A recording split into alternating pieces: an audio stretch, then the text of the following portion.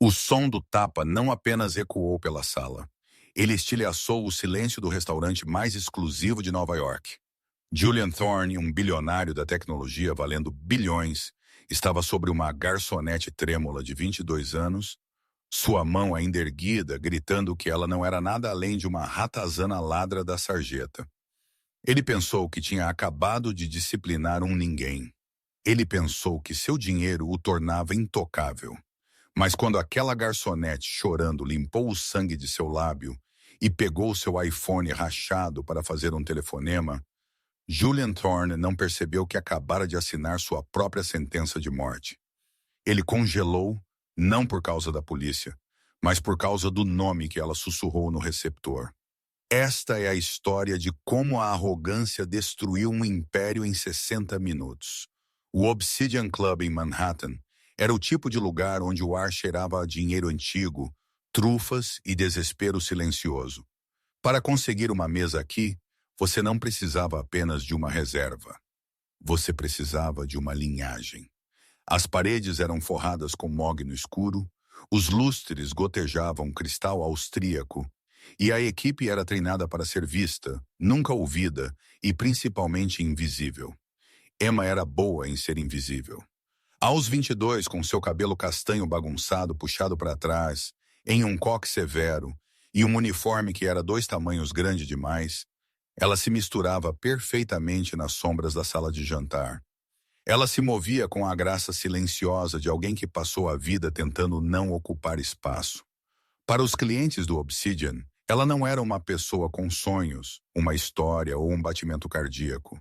Ela era um par de mãos que reabastecia copos de água e substituía talheres. Era exatamente assim que Emma gostava. Mesa 4 precisa de um reabastecimento do Ballinger.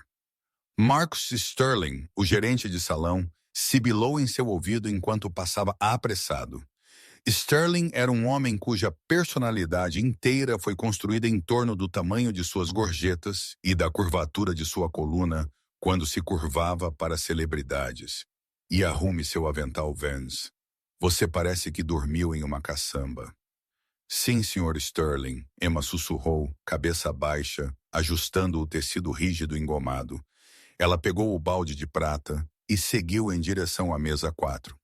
Era o local principal, a mesa do poder, situada no centro da sala, mas elevada ligeiramente em um estrado, dando aos ocupantes uma vista dos camponeses abaixo. Esta noite, a mesa 4 pertencia a Julian Thorne. Se você morava no hemisfério ocidental e possuía um smartphone, você conhecia Julian Thorne. Ele era o CEO da Thorne Dynamics, um homem que havia revolucionado a mineração de dados. Ele tinha 35 anos, bonito de uma forma de tubarão, com dentes que eram brancos demais e olhos que eram vazios demais. Ele valia atualmente 42 bilhões de dólares. E a julgar pelo volume de sua voz, ele queria que toda pessoa no código postal 121 soubesse disso. Ele estava jantando com 2 capitalistas de risco com aparência nervosa e uma mulher que parecia mais uma escultura estética do que um ser humano. Então eu disse ao senador, Julian trovejou, recostando-se e apoiando seus mocassins italianos, feitos à mão no degrau da cadeira vazia ao lado dele. Se você quer que o algoritmo preveja a eleição, você não me pede educadamente. Você compra o pacote premium. Eu não saio da cama por menos de 9 dígitos. A mesa irrompeu em risadas psicofantas. Emma se aproximou silenciosamente, esperando uma pausa na conversa para servir o champanhe. Ela sabia o procedimento. Nunca interromper o cliente, servir pela direita, girar a garrafa para evitar o gotejamento. Enquanto ela se estendia para reabastecer a taça de Julian, o bilionário fez um gesto expansivo repentino com a mão, batendo no braço de Emma. Um respingo de champanhe, caro Ballinger Vintage, escorregou pela borda e caiu na manga do terno azul meia-noite Tom Ford de Julian. O restaurante ficou em silêncio. Era como se alguém tivesse sugado o oxigênio da sala. Emma congelou. A garrafa parecia chumbo em sua mão. Eu sinto muito, senhor Osteneste. Ela gaguejou instantaneamente. pegando o guardanapo de linho em seu antebraço para enxugar as gotículas. Julian Thorne olhou para a mancha molhada em seu punho por 3 segundos agonizantes. Então ele olhou para Emma. Seus olhos não estavam com raiva. Eles estavam divertidos, o que era infinitamente pior. Era o olhar que uma criança dá a uma formiga antes de magnificar o sol sobre ela. Desculpe, Julian repetiu, sua voz perigosamente calma. Você sente muito. Este terno custa mais do que toda a sua linhagem ganhará em um século. Ele esbarrou no meu braço, senhor. Mas eu vou pegar água com gás imediatamente. Vai sair, Emma tentou explicar, sua voz tremendo. Ele esbarrou no seu braço.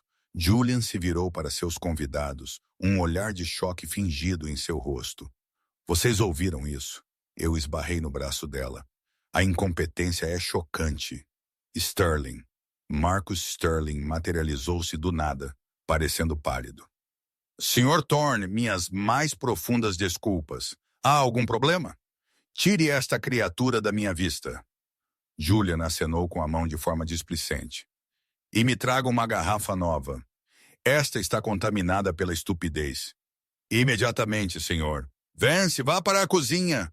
Sterling sibilou.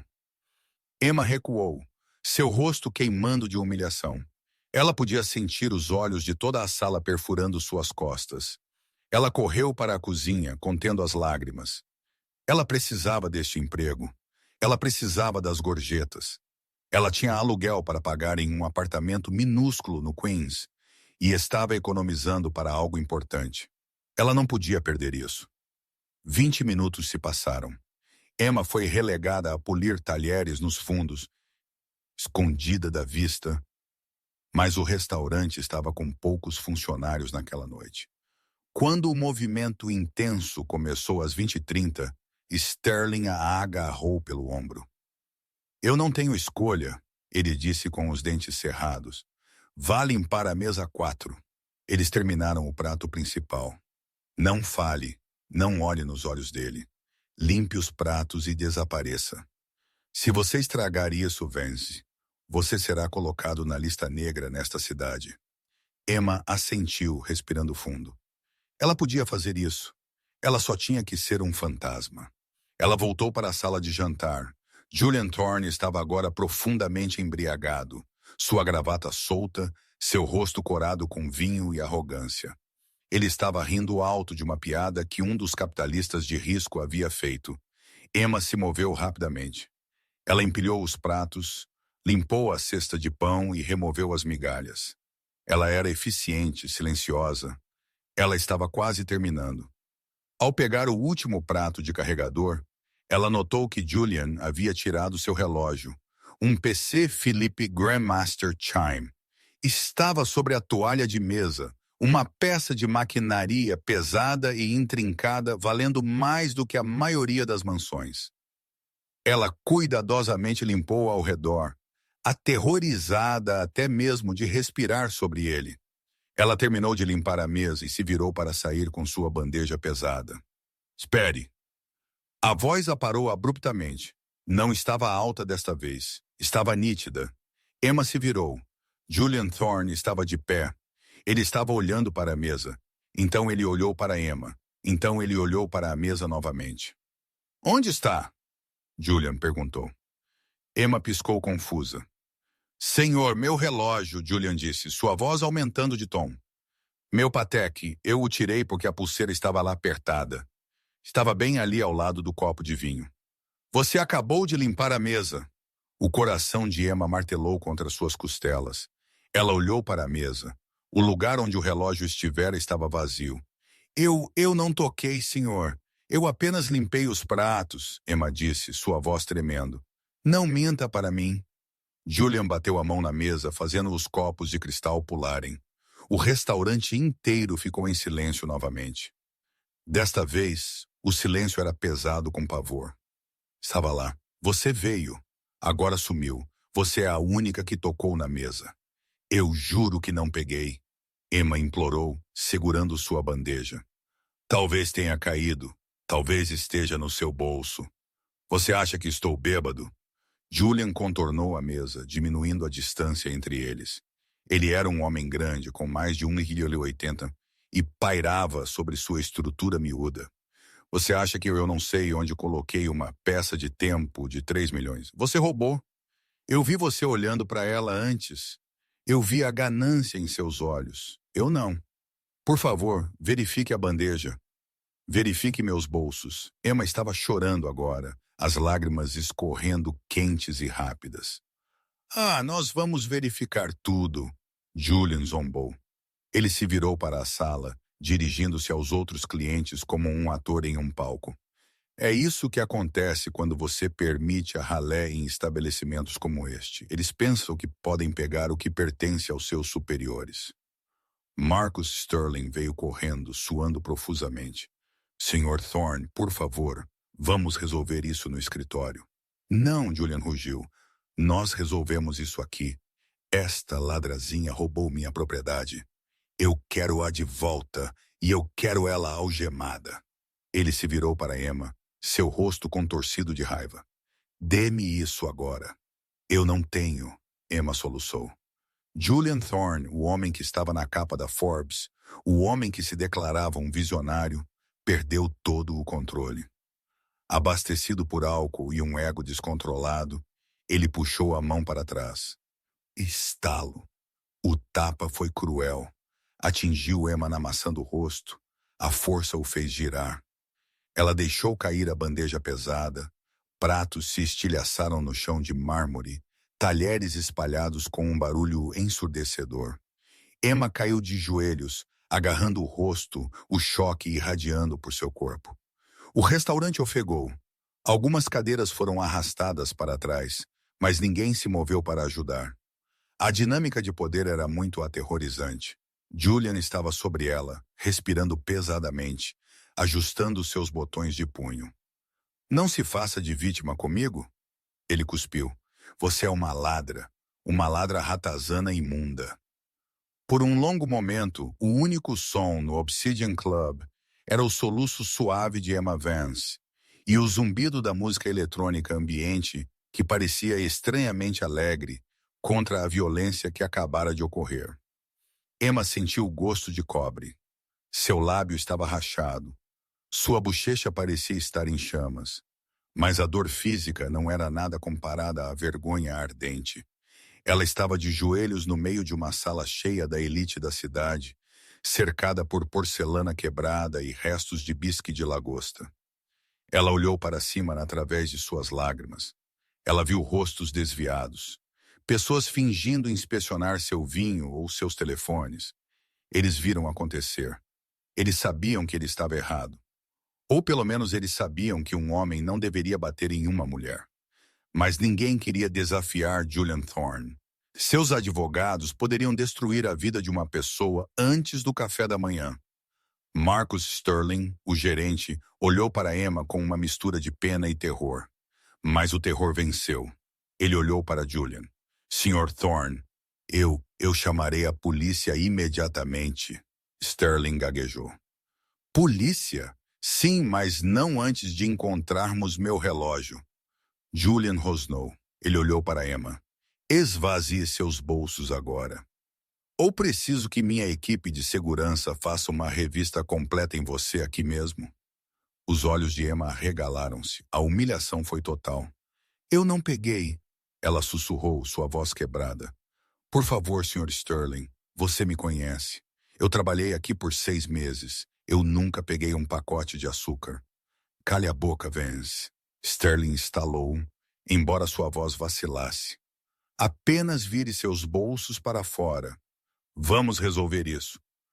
Com as mãos trêmulas, Emma enfiou a mão no avental. Ela tirou um bloco de notas, uma caneta esferográfica barata e um saca-rolhas. Ela virou os bolsos do avesso, nada. Ela enfiou a mão nos bolsos da saia, algumas moedas, um elástico de cabelo. Nada. Verifique as meias dela.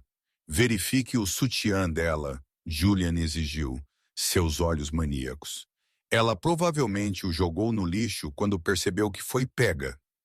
Isso é o suficiente. A voz veio da mesa sede. Um cavalheiro mais velho com cabelo prateado se levantou. Você agrediu a garota, Thorne.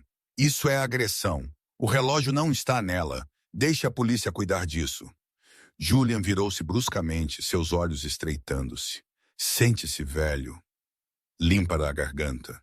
A menos que você queira que a Thorne Dynamics compre sua pequena empresa e a liquide até o meio-dia de amanhã, isso não te diz respeito. O homem mais velho hesitou. Ele olhou para sua esposa, que parecia aterrorizada. Lentamente, vergonhosamente, ele sentou-se novamente. Julian sorriu. Ele havia vencido. Ele sempre vencia. Ele se virou para Emma. Veja, ninguém virá para te salvar porque você é um ninguém. Você é uma ladra que foi pega. Emma limpou o sangue de seu lábio com as costas da mão. Algo nela mudou. O medo ainda estava lá, paralisante e frio. Mas por baixo, uma faísca de algo mais começou a queimar. Raiva. Ela não era uma ladra. Ela estava fazendo este trabalho para entender o mundo, para ver como as pessoas viviam, para aprender o valor de $1 antes de assumir as responsabilidades que a aguardavam. Ela havia suportado as longas horas, os pés doloridos e os clientes rudes porque queria ser humilde. Mas não havia nada de humilde em ser abusada por um valentão. Lentamente Emma se levantou. Ela era baixa, mal 1,60, mas ela se levantou reta. Ela olhou Julian Thorne nos olhos. Eu não roubei seu relógio, ela disse. Sua voz estava quieta, mas estava firme. E você cometeu um erro ao me tocar. Julian riu. Era um som cruel e latido. Um erro? O único erro foi sua mãe não te engolir. Você está demitido, Sterling. Ela está demitida, certo? Sim, claro. Sterling disse rapidamente. Vance, pegue suas coisas e espere no escritório pela polícia. Não, Emma disse. Com licença. Julian se aproximou, invadindo seu espaço pessoal novamente. Eu disse, não. Emma repetiu. Eu não vou para o escritório e eu não vou sair até que eu receba um pedido de desculpas. Julian a encarou genuinamente perplexo. Um pedido de desculpas de mim para você? Ele olhou ao redor da sala sorrindo. Ela quer um pedido de desculpas. Ouça esta ilusão. Ele se inclinou perto de seu ouvido, seu hálito cheirando a vinho azedo. Eu vou te arruinar. Eu vou me certificar de que você terá um registro criminal. Você nunca mais trabalhará nesta cidade. Você terá sorte de esfregar privadas em uma cela de prisão. Emma não recuou desta vez. Ela enfiou a mão no bolso de trás e pegou seu telefone. Era um modelo antigo, a tela rachada no canto. Quem você está ligando? Julian zombou. Seu namorado? Algum outro garçom que pode vir e enxugar suas lágrimas? Não, Emma disse, desbloqueando a tela. Seus dedos pairavam sobre os contatos. Ela tinha apenas alguns números salvos. Ela rolou para baixo até um contato simplesmente rotulado pai. Ela não havia ligado para este número em 2 anos. Ela havia saído de casa para provar, limpa a garganta, que poderia se virar sozinha para escapar da imensa sombra do nome de sua família. Eles haviam se separado em termos difíceis. Ele havia lhe dito, o mundo é um tanque de tubarões, Emma. Quando você perceber que não é um tubarão, você voltará. Ela odiava que ele estivesse certo. Ela não era um tubarão, mas ela conhecia o maior tubarão do oceano. Eu estou ligando para meu pai, Emma disse suavemente. Julian caiu na gargalhada novamente. Papai? Você está ligando para o papai? O que ele vai fazer? Vir aqui em seu Toyota velho e gritar comigo. Emma apertou o botão de ligar. Ela colocou o telefone no ouvido. Ele tocou 1 vez, 2 vezes. Olá. A voz do outro lado era profunda, rouca e instantaneamente alerta. Era uma voz que comandava salas de reunião em 3 continentes. Papai, Emma disse, sua voz falhando pela primeira vez desde que ela se levantou. Emma! O tom do outro lado mudou de autoritário para preocupado em 1 milissegundo. Emma, é você? Faz tempo. Você está bem? Não, papai, ela disse, olhando diretamente nos olhos arrogantes de Julian Thorne. Estou no trabalho no Obsidian. Um homem acabou de me dar um tapa no rosto. Houve um silêncio na linha. Era um silêncio aterrorizante. Era o som de uma geleira rachando. Quem? Perguntou seu pai. Uma palavra sem inflexão, apenas puro perigo frio. Julian Thorne, Emma disse claramente para que toda a sala pudesse ouvir. Ele me acusou de roubar o relógio dele. Ele me bateu, papai. Ele me fez sangrar. Julian revirou os olhos, cruzando os braços. Diga a ele que eu também o processarei se ele me incomodar. Coloque-o no viva voz, seu pai disse.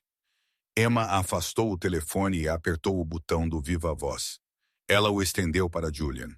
Meu pai quer falar com você, ela disse. Julian zombou. Ele se inclinou em direção ao telefone rachado na mão de Emma. Ouça aqui, seja quem você for. Sua filha é uma ladra e uma mentirosa. Estou te fazendo um favor ao ensiná-la uma lição. Se você sabe o que é bom para você, dirá a ela para cooperar com a polícia antes que eu decida falir sua família inteira por me fazer perder tempo. Houve uma pausa. A estática da linha sibilou. Então a voz saiu pelo pequeno alto-falante alto o suficiente para as mesas próximas ouvirem. Thorne, limpa a garganta. Este é Magnus Vance. A cor esvaiu-se do rosto de Julian Thorne mais rápido do que o champanhe havia derramado da garrafa. Sua boca se abriu, mas nenhum som saiu.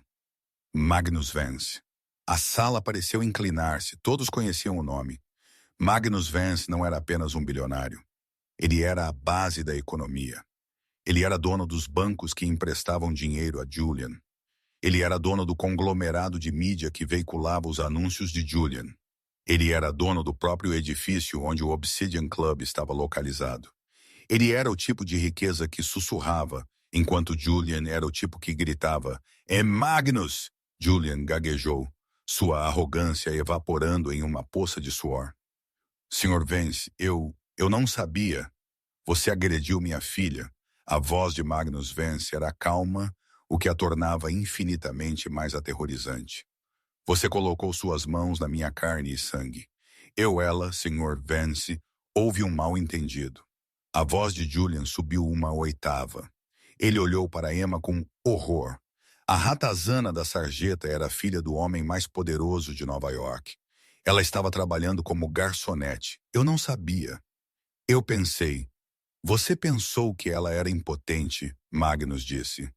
Você pensou que ela era alguém que você poderia quebrar. O relógio, Julian gritou, desesperado por uma tábua de salvação. Ela roubou meu Patek Philippe, sumiu. É por isso que eu estava chateado. Fique aí, Thorne. Magnus disse. Se você se mover 1 centímetro, se você sequer olhar para ela novamente, eu vou incendiar o seu mundo. Estou a 10 minutos de distância. A linha ficou muda. O telefonema terminou, mas o eco da voz de Magnus Vance parecia vibrar nos copos de cristal sobre as mesas. A atmosfera no Obsidian Club passou por uma transformação grotesca. Momentos atrás havia sido um teatro de crueldade onde os ricos riam dos pobres. Agora era uma jaula, e Julian Thorne, o predador alfa, acabara de perceber que estava trancado com algo muito maior do que ele mesmo. Julian olhou para o telefone na mão de Emma como se fosse uma bomba. Limpa a garganta. Ele olhou para Emma, realmente olhou para ela pela primeira vez. Ele procurou os sinais que havia perdido. A postura? Não, ela estava curvada. As roupas? Uniforme barato? Limpa a garganta? Mas os olhos? Sim, por baixo do medo e das lágrimas, havia uma firmeza que ele não havia reconhecido. Era a mesma firmeza que ele havia visto nas mesas de negociação com Magnus Vance. Emma. Julian respirou, sua voz falhando. Ele deu um passo em direção a ela, mãos levantadas em um gesto suplicante. Emma, por favor, eu não tinha ideia. Por que você não disse nada? Por que você estava servindo comida? Emma recuou, encolhendo-se. Ela segurou a bochecha onde um hematoma escuro já estava florescendo, violeta contra sua pele pálida. Ela não o respondeu. Ela não lhe devia uma explicação do porquê ela queria construir uma vida fora da sombra de seu pai. Sr. Sterling, Julian latiu, virando-se para encontrar o gerente. Traga gelo para ela. Traga uma cadeira para ela. Por que ela está de pé? Você limpa a garganta, quer que ela desmaie? Marcus Sterling, que parecia que ele mesmo podia desmaiar, se apressou. Sim, sim. Imediatamente. Alguém traga uma cadeira. Gelo. Agora. A equipe antes paralisada irrompeu em movimento caótico. Uma cadeira de veludo foi arrastada de uma mesa próxima. Um balde de gelo de prata, geralmente reservado para o Dom Perignon, foi esvaziado, enchido com gelo fresco e embrulhado no mais fino guardanapo de linho. Aqui, por favor, sente-se, Julian disse, tentando guiá-la. Não me toque, Emma disse. Sua voz era mal um sussurro, mas o parou abruptamente. Ela sentou-se não porque ele lhe disse, mas porque suas pernas estavam tremendo tanto que ela não conseguia se manter de pé. Ela pressionou o pano frio no rosto, fazendo uma careta. Julian limpou o suor de sua testa. Ele se virou para seus convidados, os dois VCs e a mulher esculpida. Eles estavam olhando para ele com uma mistura de horror e cálculo. Eles sabiam o que Magnus Vance podia fazer. Magnus podia congelar ativos. Ele podia colocar empresas na lista negra. Ele podia fazer os preços das ações despencarem com um único tweet. Estar associado a Julian Thorne agora era tóxico. Eu tenho que ir, um dos capitalistas de risco disse, levantando-se abruptamente. Minha esposa. Emergência, sente-se, Frank, Julian sibilou. Se você me deixar agora, o acordo está desfeito. O acordo está morto. Julian, Frank disse, jogando seu guardanapo na mesa. Você acabou de agredir a filha de Magnus Vance. As ações da Thorne Dynamics serão negociadas por centavos até amanhã de manhã. Eu não vou afundar com você. Ele saiu. O outro VC o seguiu. Apenas a mulher permaneceu, parecendo nervosa, segurando sua bolsa de mão firmemente em seu colo. Julian estava hiperventilando. Ele se virou para Emma. Olha, nós podemos consertar isso. Eu posso consertar isso. Quanto? 1 milhão? 5 milhões? Eu vou escrever um cheque agora mesmo. Nós dizemos ao seu pai que foi um mal-entendido. Nós dizemos a ele que você tropeçou. Sim, você tropeçou e caiu, e eu estava te ajudando a levantar. Emma olhou para ele com puro nojo. Você acha que pode comprar meu pai? Todo mundo tem um preço. Julian gritou, sua compostura se quebrando completamente. Eu sou Julian Thorne. Eu sou o futuro. Você é o passado, Emma disse suavemente. Os minutos passavam como horas. Toda vez que as pesadas portas de carvalho do restaurante se abriam, Julian estremeceu. Os outros clientes estavam colados em seus assentos. Ninguém estava comendo. O chefe havia parado de cozinhar.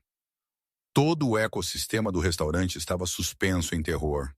Na marca dos 8 minutos, Julian começou a andar de um lado para o outro. Ele puxou a gola. Ele está blefando. Ele não está vindo. Ele provavelmente está em Londres ou Tóquio. Ele apenas disse isso para me assustar. Ele olhou para o local vazio na mesa onde seu relógio estivera. E o relógio? Você ainda tem o relógio. Essa é a alavancagem. Mesmo se ele vier, você ainda é uma ladra.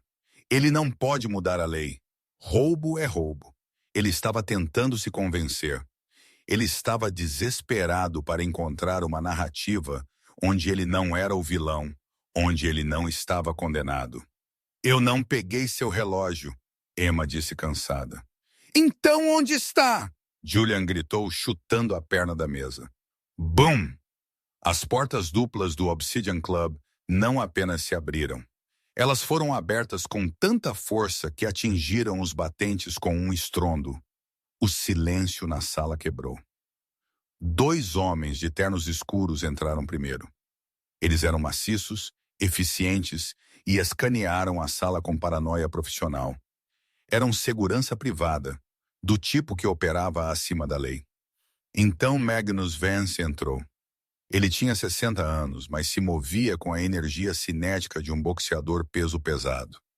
Ele usava um casaco de lã carvão sobre um terno que custava mais do que a receita mensal do restaurante. Seu cabelo era prateado, penteado para trás, e seu rosto era marcado por linhas de decisões difíceis e vitórias impiedosas.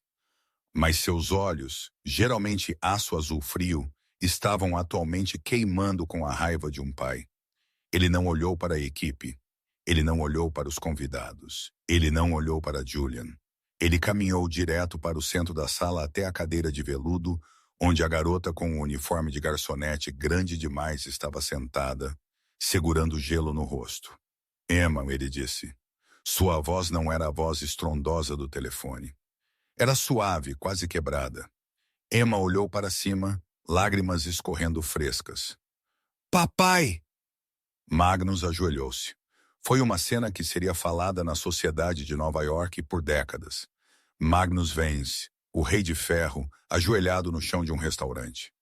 Ele gentilmente pegou a mão dela e afastou o guardanapo do rosto dela. Quando ele viu o hematoma, roxo, inchado e irritado contra sua maçã do rosto e o corte em seu lábio, sua mandíbula apertou tão forte que um músculo tremeu em sua bochecha. Ele fechou os olhos por um segundo, inspirando profundamente, recompondo-se. Se ele não o fizesse, ele poderia ter matado um homem com as próprias mãos ali mesmo. Sinto muito, Emma sussurrou. Eu falhei. Eu tentei me virar sozinha, mas eu... Shhh! Magnus a silenciou, afastando um fio de cabelo solto de sua testa. Você não falhou.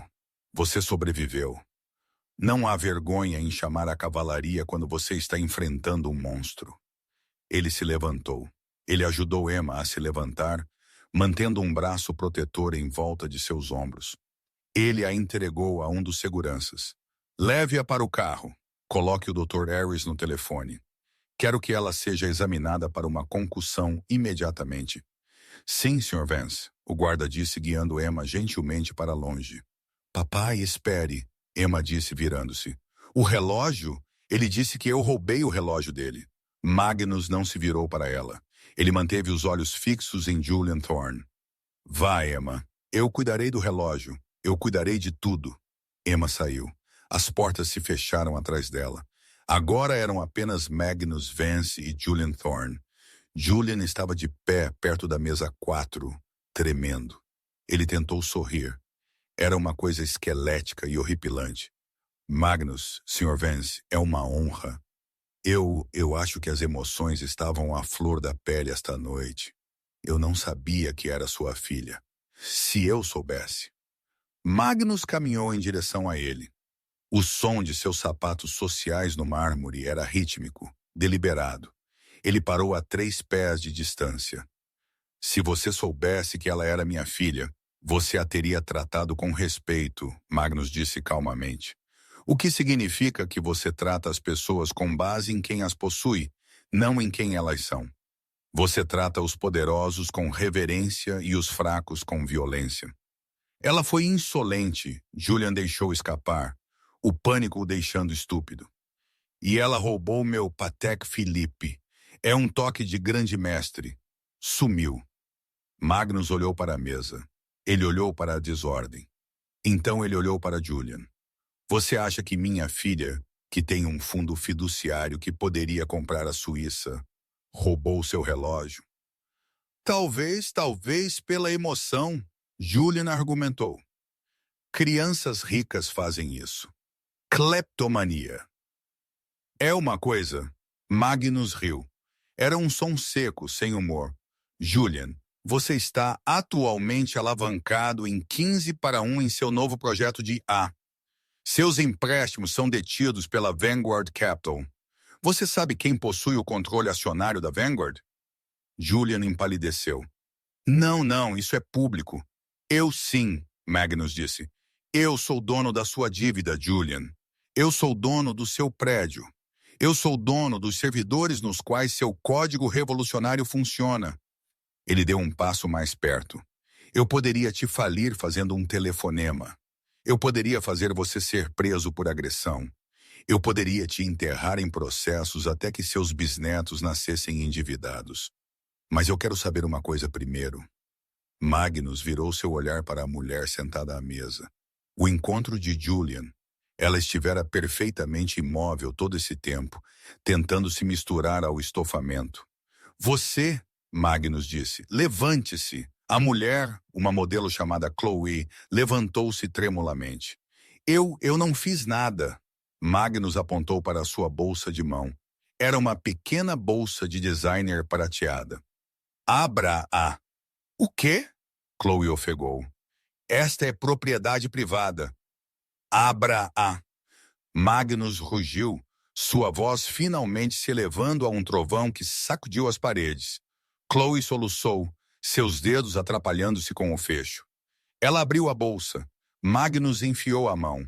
Ele limpa a garganta, não tirou o batom. Ele não tirou um telefone. Ele tirou um Patek Philippe Grandmaster Caymmi. A sala ofegou. Julian Thorne olhou para o relógio, depois para Chloe, seus olhos saltando da cabeça. Chloe, Julian sussurrou. Você, sinto muito. Chloe lamentou. Você disse que ia me largar. Você disse que estava entediado. Eu precisava de uma garantia. Estava apenas ali. Magnus balançou o relógio no ar. O objeto de $3 milhões que havia causado uma jovem a ser espancada e humilhada. Ela não roubou, Magnus disse, sua voz caindo para um sussurro aterrorizante. A equipe não roubou. Sua própria ganância e a companhia que você mantém roubaram-no. Ele jogou o relógio sobre a mesa. Ele atingiu o prato de porcelana com um baque pesado, rachando a face de cristal. Julian olhou para o relógio quebrado. Ele olhou para Magnus. Sr. Vance, por favor, eu não sabia. A mulher, ela pegou. Não foi minha culpa. Você agrediu minha filha, Magnus disse. Porque você foi preguiçoso, porque você foi descuidado e porque você é um valentão. Magnus pegou seu telefone. Ele discou o número. Execute a ordem 66 na Thorne Dynamics, Magnus disse ao telefone. Limpe a garganta. Corte as linhas de crédito, exija os empréstimos e divulgue o comunicado à imprensa de que estamos rompendo todos os laços devido à má conduta ética e agressão criminosa pelo CEO. Não, Julian gritou, caindo de joelhos. Não, você não pode.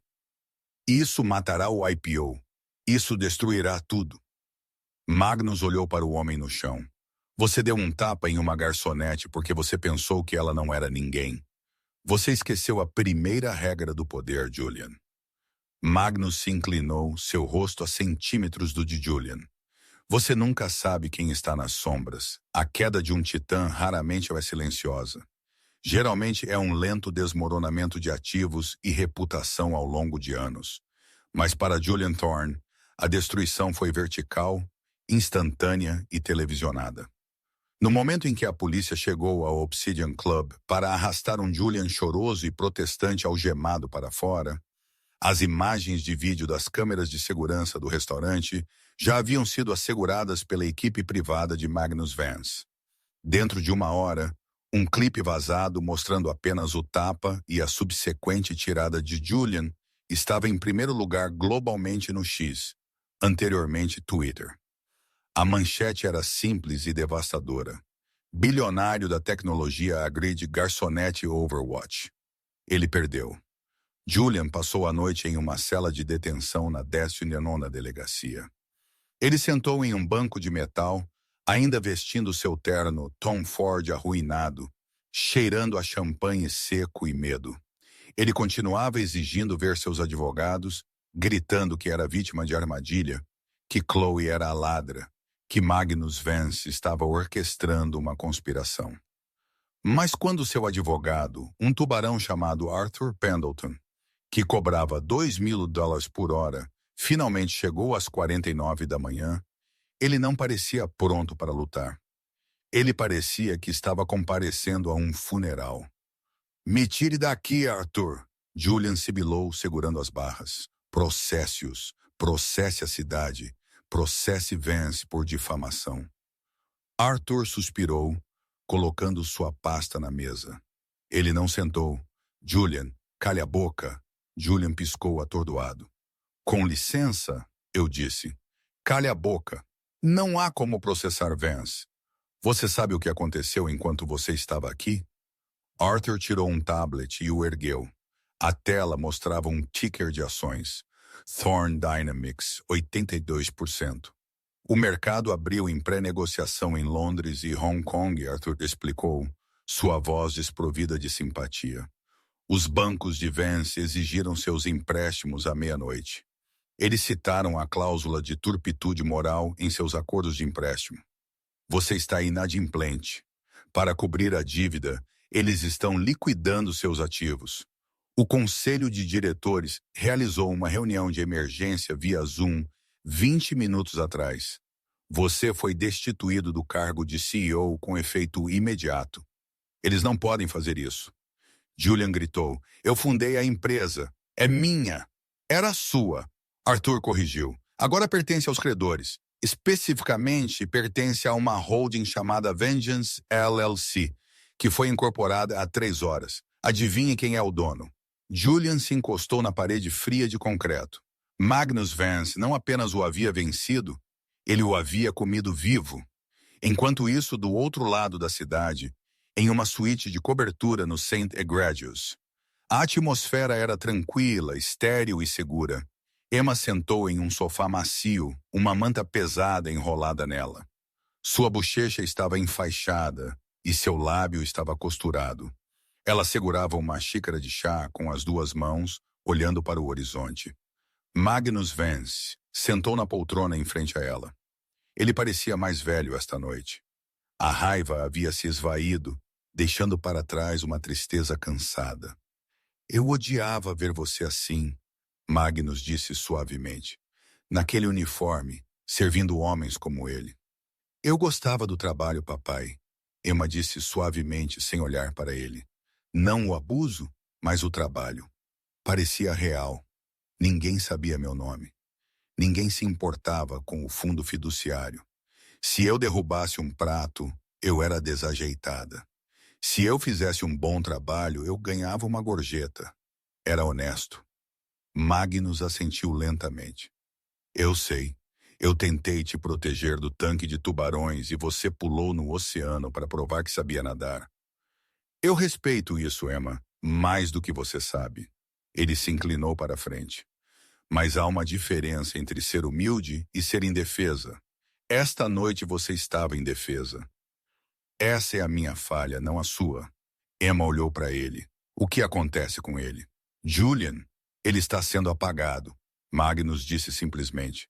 Na próxima semana, ele será uma nota de rodapé em um livro didático de ética empresarial. Uma história de advertência. Eu não quero vingança, Emma disse, sua voz tremendo. Eu só quero que ele saiba que sou uma pessoa, que somos todos pessoas. Ele sabe agora, Magnus disse sombriamente. Mas, Emma, você não pode voltar ao Obsidian. Você não pode voltar a ser invisível. O mundo sabe quem você é agora. O vídeo está em toda parte. Emma fechou os olhos. Seu experimento de anonimato havia terminado. A bolha havia estourado. Então, o que eu faço? Ela perguntou. Magnus sorriu, um sorriso genuíno e caloroso. Você assume seu lugar à mesa, não como minha filha, mas como a mulher que enfrentou um valentão e venceu. Limpa a garganta. Venha trabalhar comigo, não para mim, comigo. Gerencie a fundação de caridade ou o braço de mídia. Use essa empatia que você aprendeu servindo mesas. A empresa precisa de um coração, Emma. Eu fui o cérebro e o punho por tempo demais. Emma pensou sobre isso. Ela pensou nas outras garçonetes, nos ajudantes de garçom, nas pessoas para quem Sterling gritava diariamente. Ela pensou nas pessoas invisíveis. Ok, ela sussurrou, mas com uma condição. Qualquer coisa. Nós compramos o Obsidian Club, ela disse. Magnus ergueu uma sobrancelha. E fazer o que com ele? Queimá-lo? Não, Emma disse, um pequeno sorriso travesso tocando seus lábios machucados. Eu quero demitir Marcus Sterling. E eu quero mudar o código de vestimenta. 3 semanas depois, Nova York se move rápido. O escândalo de Julian Thorne já havia sido substituído por um caso de político no ciclo de notícias, mas os destroços de sua vida ainda fumegavam. Julian sentou em um pequeno e apertado escritório de advogado no Queens. Ele não podia mais pagar Arthur Pendleton. Ele era agora representado por um defensor público nomeado pelo tribunal chamado Gary, que tinha bigode em sua gravata e parecia que não dormia há uma semana. Julian parecia um fantasma. Ele havia perdido 9 quilos. Seu cabelo estava despenteado. Os ternos Tom Ford haviam sido apreendidos pelo IRS. Ele estava vestindo uma camisa de botão genérica de uma loja de departamentos. Ok, aqui está o acordo, Gary disse, embaralhando papéis. O promotor está oferecendo um acordo, agressão em 3º grau, 2 anos de liberdade condicional, serviço comunitário maciço e aulas obrigatórias de controle da raiva, mais restituição. Eu não vou me declarar culpado. Julian bateu a mão na escrivaninha laminada barata.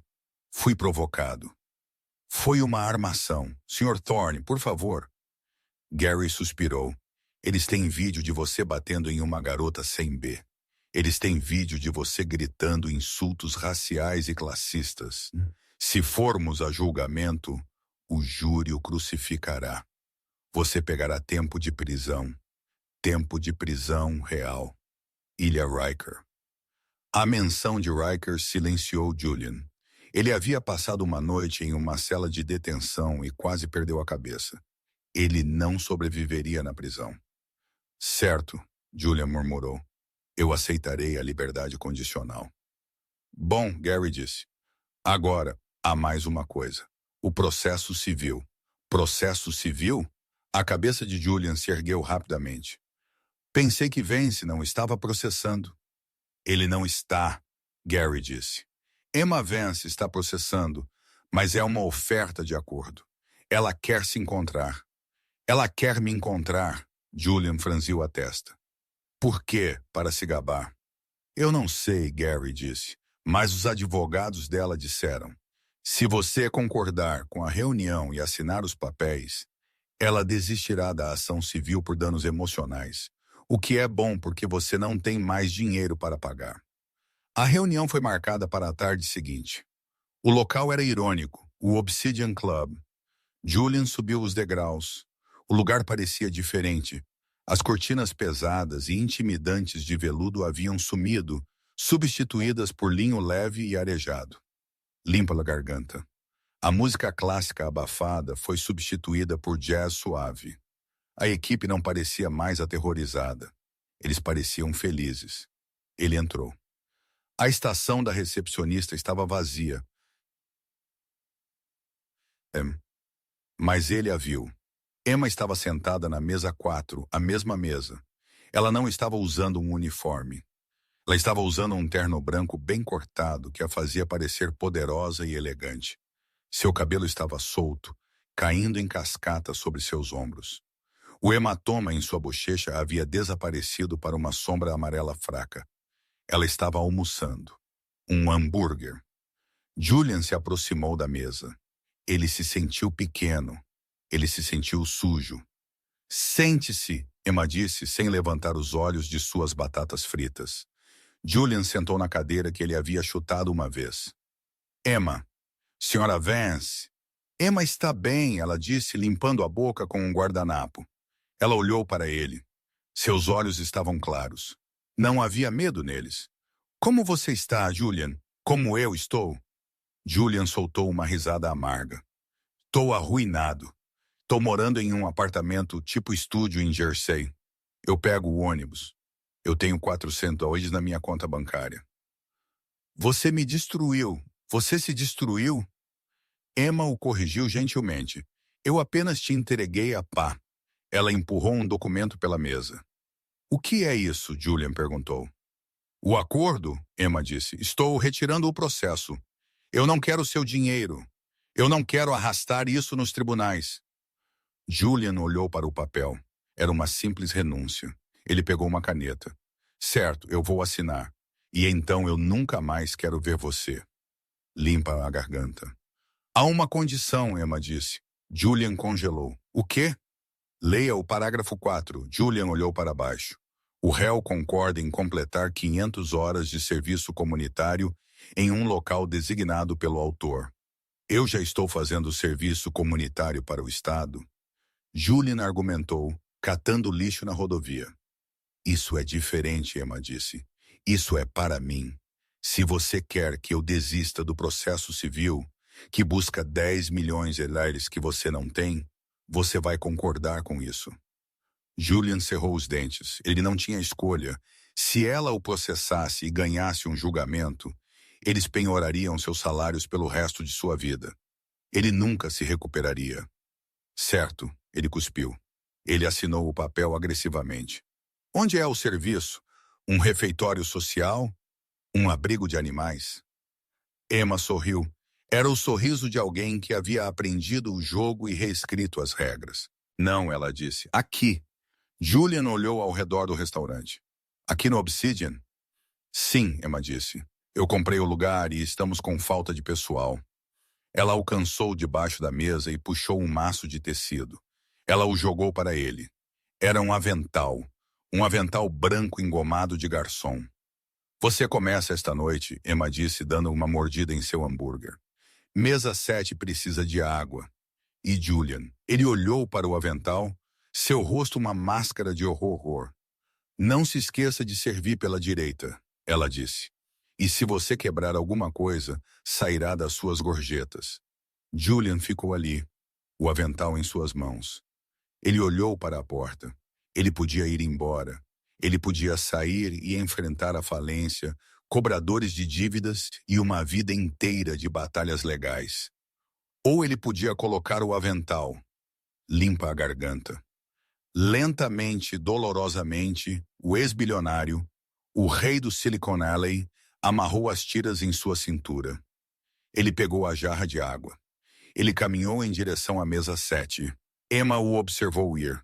Ela não se vangloriou. Ela apenas terminou seu almoço, deixou uma gorjeta generosa na mesa para a equipe e saiu para o brilhante sol de Nova York, pronta para começar sua vida real. 6 meses depois, a cidade de Nova York tem uma memória curta para escândalos, mas tem uma memória longa para status. O Obsidian Club havia mudado. Sob a propriedade de Emma, não era mais apenas um lugar para os ultra-ricos exibirem seu patrimônio líquido. Havia se tornado um ponto cultural, um lugar onde artistas, escritores e pensadores se misturavam com o dinheiro antigo. O código de vestimenta era relaxado, o menu era de origem local e a atmosfera era vibrante. Mas havia uma atração que ainda atraía uma multidão específica. Uma curiosidade sobre a qual a elite sussurrava em coquetéis. Ele ainda está lá? Eles perguntariam. Sim, outros responderiam. Mesa 7. Ele está sempre na mesa 7. Emma Vance sentou em seu escritório no último andar da torre Vance Enterprises. As paredes de vidro ofereciam uma vista panorâmica da cidade que parecia uma placa de circuito de luzes. Ela não estava mais se escondendo nas sombras. Ela era a diretora de filantropia, gerenciando um fundo de 2 bilhões de dólares dedicado à assistência jurídica para trabalhadores de serviços e famílias carentes. Ela parecia diferente. A timidez havia sumido. Limpa a garganta, substituída por uma confiança tranquila. Ela usava o nome de sua família não como um escudo, mas como uma ferramenta para abrir portas para os outros. Seu telefone vibrou. Era Marcus Sterling. Emma havia demitido Sterling como prometido, mas ela o havia recontratado 2 semanas depois como ajudante de garçom, despojando-o de seu título e seu poder. Ela lhe disse que ele poderia subir novamente se aprendesse a tratar sua equipe como seres humanos. Surpreendentemente, ele havia ficado. Senhorita Vance, a voz de Sterling veio soando humilde. O turno está terminando. Há uma situação com o funcionário. Julian, Emma perguntou, assinando um documento de concessão. Sim, um cliente o reconheceu. Um ex-concorrente. Ele derramou vinho no Sr. Thorne deliberadamente. Emma parou de escrever. Ela suspirou. Estarei lá em 20 minutos. Quando Emma chegou ao Obsidian, o restaurante estava fechando. As cadeiras estavam sendo empilhadas. As luzes estavam diminuídas. Ela encontrou Julian no beco dos fundos perto da doca de carregamento. Ele estava sentado em um caixote de leite fumando um cigarro barato. Seu avental estava manchado de vinho tinto. Ele parecia mais velho do que seus 36 anos. O verniz de tubarão havia desaparecido, corroído por 6 meses de dizer "sim, senhor" e "imediatamente, senhora", para pessoas que ele costumava considerar insetos. Ele não se levantou quando ela se aproximou. "Você ouviu?" Julian perguntou, olhando para o pavimento molhado. "Eu ouvi", Emma disse. "Você retaliou?" "Não", Juliane disse, dando um trago. "Eu limpei. Eu me desculpei por estar no caminho do copo de vinho dele. Então eu trouxe a ele uma garrafa nova por conta da casa." Emma se encostou na parede de tijolos. "Você mudou, Julian." Julian riu amargamente. "Eu não mudei, Emma. Eu apenas fui quebrado." Limpa-lhe a garganta. "Há uma diferença." Ele jogou o cigarro fora. "Eu costumava pensar que poder era dinheiro. Eu pensei que se eu tivesse zeros suficientes na minha conta bancária, eu poderia remodelar a realidade. Mas esta noite, quando aquele cara derramou um cabernet de $200 em mim, eu percebi algo." "O quê?" "Que eu fiz a mesma coisa com você." Julian olhou para ela. Seus olhos estavam cansados, assombrados. "Eu derramei champanhe em você. Eu te culpei. Eu tentei te destruir. Esta noite eu era você." "Esse era o ponto", Emma disse suavemente. "Eu sei." Julian assentiu. "A sentença está quase no fim. Minhas horas de serviço comunitário. Eu tenho 40 horas restantes. Então estou livre." "O que você vai fazer?" Emma perguntou. Julian olhou para suas mãos. Mãos que costumavam codificar algoritmos agora ásperas de carregar bandejas pesadas e lavar pratos. "Eu não sei." Limpa-lhe a garganta. "Eu não posso voltar para a tecnologia. Meu nome é Veneno. Talvez eu me mude para o centro-oeste, para algum lugar onde ninguém saiba quem Julian Thorne foi." Emma enfiou a mão em sua bolsa. Ela tirou um envelope. "Meu pai queria que eu te desse isso", ela disse. Julian pegou-o desconfiado. Ele abriu. Dentro havia um cheque. Não era por milhões. Era por 50 mil. E uma carta. "Leia", Emma disse. Julian desdobrou a carta. Era manuscrita com a letra maiúscula de Magnus Vance. "Thorne, um homem que nunca cai, nunca aprende a se levantar. Você cumpriu sua pena. Você engoliu seu orgulho. Este é dinheiro semente, não uma esmola. Um empréstimo com 5% de juros. Se você iniciar uma empresa que realmente ajuda as pessoas em vez de explorá-las, eu poderia estar inclinado a investir na segunda rodada. Não me faça arrepender desta inveja." Julian olhou para o cheque. Suas mãos tremiam. Lágrimas se acumularam em seus olhos. Não lágrimas de raiva desta vez, mas de alívio. "Por quê?" Julian sussurrou. "Depois de tudo o que eu fiz." "Porque meu pai acredita em investimentos", Emma disse, afastando-se da parede. "E ele acha que talvez, apenas talvez, você finalmente se tornou um ser humano digno de investimento." Ela se virou para sair. "Termine seu turno, Julian. Então vá construir algo real." Emma se afastou pelo beco, o som da cidade zumbindo ao seu redor. Ela não olhou para trás. Ela não precisava. Ela havia aprendido que a melhor maneira de derrotar um monstro não é matá-lo. É ensiná-lo a ser um homem. Julian sentou-se sozinho no caixote por um longo tempo. Ele olhou para o cheque. Ele olhou para o avental sujo. Lentamente, ele desamarrou o avental e o dobrou cuidadosamente. Ele se levantou, respirou fundo o ar fresco da noite e saiu do beco. O bilionário que deu um tapa em uma garçonete estava morto. O homem que caminhou para a noite estava apenas começando a viver. E essa é a história de Julian Thorne e Emma Vance. É um lembrete brutal de que no jogo da vida, as peças podem trocar de lugar em um instante. Julian pensou que sua riqueza o tornava um deus. Mas ele esqueceu que o caráter é a única moeda que importa quando as contas bancárias chegam a zero. Ele teve que perder tudo para encontrar a humanidade que ele jogou fora. Então, o que você acha? Julian mereceu uma segunda chance no final, ou Emma deveria tê-lo deixado apodrecer? Se você estivesse no lugar de Emma, você o teria perdoado? Deixe-me saber nos comentários abaixo. Eu leio cada um. Se esta história te deu arrepios ou se você acredita que o karma sempre volta, por favor, clique no botão de curtir. Isso realmente ajuda o canal.